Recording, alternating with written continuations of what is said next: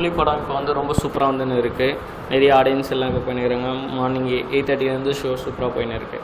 ஆனால் இப்போ நிறைய பார்த்திங்கன்னா ஆன்லைனில் ரிவ்யூ சொல்கிறேன், அது சொல்கிறேன், இது சொல்கிறேன்ட்டு நிறைய சொல்கிறேங்க. சர்ச்சையை கலப்புறதுனால நிறைய பேர் வந்து ரிவ்யூ சொல்கிறவங்கனால செம காண்டாக இருக்கிறாங்க. இப்போ இந்த மாதிரி வந்து ஒருத்தர் ஆன்லைனில் யூடியூப்பில் இப்போ ரிவ்யூ சொல்கிறதுனால எல்லோரும் செம காண்டாக இருக்காங்க. இது மாதிரிலாம் ரிவ்யூ வந்து நெகட்டிவாக சொல்கிறது வந்து இனிமேல் வந்து தவிர்க்கணும். இது மாதிரி ஒரு படத்தை வந்து கஷ்டப்பட்டு எடுத்து அவங்க அந்த அளவுக்கு செலவு பண்ணி கிராஃபிக்ஸு இது பண்ணி ஹீரோயின்லேருந்து எல்லோரும் கஷ்டப்பட்டு ஆடியன்ஸுக்கு போய் பார்க்குற இன்ட்ரெஸ்ட் கூட இல்லாமல் போய் படம் பார்த்து நம்ம கதை சொல்கிறத போய் இப்போது ஒருத்தன் படம் பார்த்துட்டு 10 பேர் கதை சொல்லி நல்லா இல்லை அப்படின்னும் போது லட்சக்கணக்கான பேர் அந்த படத்தை போய் பார்க்காம எவ்வளோ வந்து லாஸ் நடக்குது. இதுக்கு வந்து இதே ஒரு பிஸ்னஸ் ஆன்லைனில் பண்ணின்னுக்கிறாங்க ரிவ்யூ சொல்கிறேன்னு. ஆனால் இதுக்கு பதில் இதுக்கு சிடி போட்டு விற்கிறதுக்கும் இதுக்கும் ஒன்றும் பெரிய வித்தியாசம் இல்லை.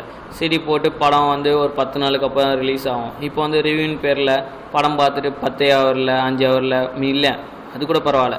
சில பேர் படம் வரதுக்கு முன்னாடியே படமே பார்க்காம இப்படி தான் இருக்குன்னு அவனே நினச்சி ரிவ்யூ சொல்லி இந்த மாதிரிலாம் நிறைய பேர் இருக்கிறாங்க. இந்த மாதிரி கல்பிரிட்ஸ் எல்லாம் முதல்ல வந்து ரிவ்யூன்னு பேரில் இருக்கிற எல்லா கல்பிரிட்ஸும் வந்து முதல்ல தூக்கணும்.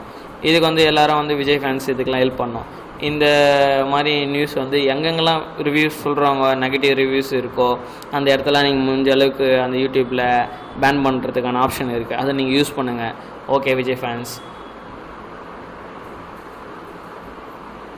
நாளையிலேருந்து போய் விஜய் ஃபேன்ஸ் உங்களுக்கு இந்த நியூஸ் பிடிச்சிருந்தானா கீழே இருக்கிற சப்ஸ்கிரைப் பட்டனை கிளிக் பண்ணுங்கள்.